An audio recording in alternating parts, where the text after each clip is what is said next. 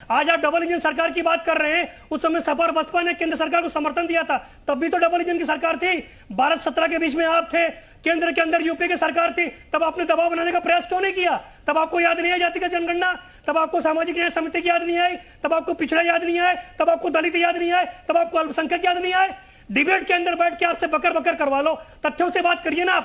आप सरकार के अंदर थे, हम तो सरकार के अंदर नहीं थे। सामाजिक न्याय समिति को लेकर 2017 के अंदर आए थे, 18 महीने की सरकार के अंदर बाहर चले गए थे। सत्ता के लालची आप हो, आप सत्ता के लालची हो और पिछड़ों को ठगते हो, दलितों को ठगते हो, और सत्ता से बाहर जाने के बाद आपको पिछड़ों की याद आती है, दलितों की याद आती है। अखिलेश यादव सैफल जाने वाले हैं, उनके पास बचा बना कुछ भी नहीं है, और आप पता नहीं कैसे विद्वान व्यक्ति हो, वर्ग करके तो बिल्कुल नहीं आते हो। सिर्फ अखिलेश यादव की नजर में नंबर बढ़ाने का प्रयास करते हो, नंबर बढ़ेंगे आपके, लेकिन तथ्यों से बात करिए, युक्ति संगत बातें करिए। शांति से अपनी बात रखिए सर, इतना हाइपर होने की इसमें क्या जरूरत है सर? मुद्दों की बात करिए, मुद्दों पे। ये तो पिछड़ों के साथ नहीं है, आपके पास मेरे एक भी सवाल का जवाब नहीं है। मेरे एक सवाल का जवाब दीजिए। आपका मुद्दा है तो फिर भाजपा तो मना कर रही है। आप क्यों खड़े हैं? की बात कर रहे हैं आप, किस दलितों की बात कर रहे हैं? अरे कपिल सिब्बल ने मना कर दिया कि भाई साहब हम नहीं कराएंगे। यूपी सरकार के अंदर जब एसटी प्रमोशन आरक्षण बिल पेश किया कि हम स्वार्थ की राजनीति के लिए आए हैं, उसे पीके सुभाषपा और भाजपा दोनों इस वक्त हमारे साथ हैं। जातीय जनगणना का जो जिक्र आप कर रहे हैं कपिल श्रीवास्तव, इसीलिए ये सवाल मैंने यहाँ पर आज पूछा है, क्योंकि लगातार समाजवादी पार्टी के मुखिया विधानसभा के भीतर भी, विधानसभा के बाहर भी इसको लेकर सरकार को घेरते रहे हैं। तो जो एनडीए बताने की कोशिश की जा रही है कि हम एकजुट हैं, और आज हमने देखा भी एक मंच पे एकत्रित होकर एक दूसरे के लिए वोट मांग रहे हैं, एनडीए के लिए वोट मांगा जा रहा है। तो इसीलिए आलोक अवस्थी जी का सबसे पहले मैंने रुख किया, फिर मैंने सुभाष यादव से यही चीज पूछ ली।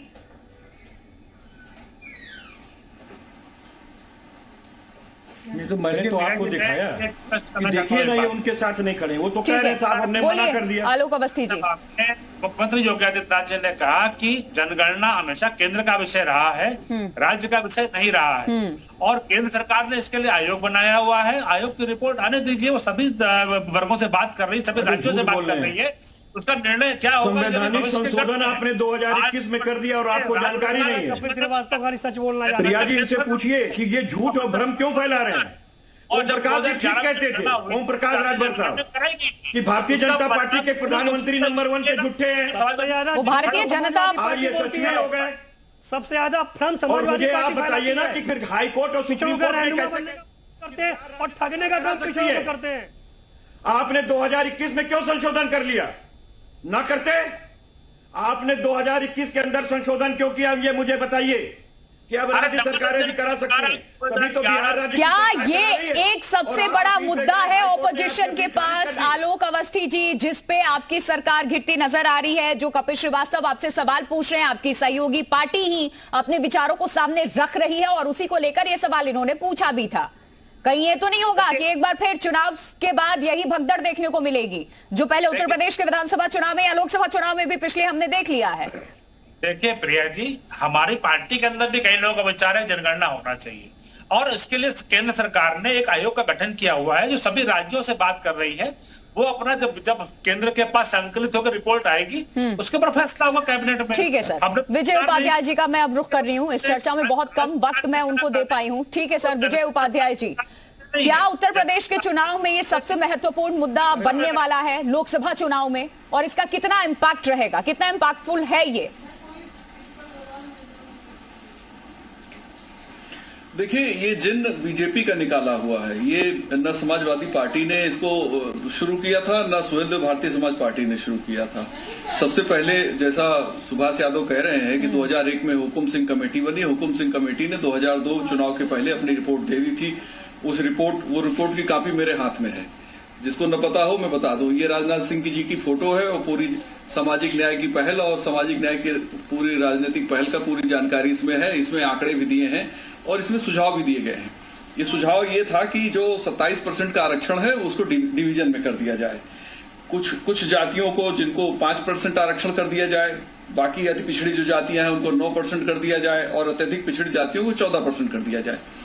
दरअसल इसके बाद अभी जब सुहेलदेव भारतीय समाज पार्टी 2017 से 2018, 19, 19.5 तक, 18.5 तक, यानी कि लोकसभा चुनाव के पहले तक जब भाजपा के साथ थी, तो एक और कमेटी बनी उत्तर प्रदेश में, वो भी बीजेपी की सरकार ने बनाई। उसका नाम राघवेंद्र सिंह कमेटी है। उसकी रिपोर्ट सार्वजनिक नहीं हुई है, लेकिन उसके भी कंटेंट हम लोगों के सामने है। वो जो रिपोर्ट लीक होती है उस आधार पे हम लोगों ने उस पर खबरें भी लिखी थी। देखिए, अभी जो बिहार कर रहा है वो तो सामाजिक सर्वे कर रहा है। उत्तर प्रदेश में सामाजिक सर्वे होने के बाद निश्चित तौर पे एक बहस बहुत तगड़े से उठेगी कि क्या पिछड़े वर्ग से कुछ जातियों को बाहर कर देना चाहिए कि नहीं कर देना चाहिए, क्योंकि जो बिहार का जो सवर्ण आयोग है उसकी रिपोर्ट भी बता रही है कि वहां के सवर्णों में भी बहुत गरीबी है। तो इस तरह का सवर्ण आयोग उत्तर प्रदेश में बनेगा तो यहाँ भी पता लगेगा उनमें भी बहुत गरीबी है, क्योंकि इस उत्तर भारत के इस हिस्से का विकास ही नहीं हुआ। यहाँ तो इंडस्ट्री जो थी वो तो बंद कर दी लोगों ने। कानपुर जैसे जो इंडस्ट्रियल हब थे जहां मैन्युफैक्चरिंग होती थी देश भर के लिए, वो तो सब बंद कर दिया इन लोगों ने। तो जो अभी मौजूदा हालात है उसमें पहले जातीय जो सर्वे होंगे, सामाजिक आर्थिक सर्वे, जैसा भी नगर निगम के चुनाव के पहले, वो भी सुप्रीम कोर्ट के ऑर्डर पे हुआ है। कपिल श्रीवास्तव उस बात को भूल जा रहे हैं कि सुप्रीम कोर्ट ने ऑर्डर किया कि आप नगर निगम चुनाव तभी कराएंगे जब सामाजिक आर्थिक सर्वे कर लेंगे। और ये सबसे बड़ा मुद्दा है उत्तर प्रदेश में। सार्वजनिक नहीं हुई।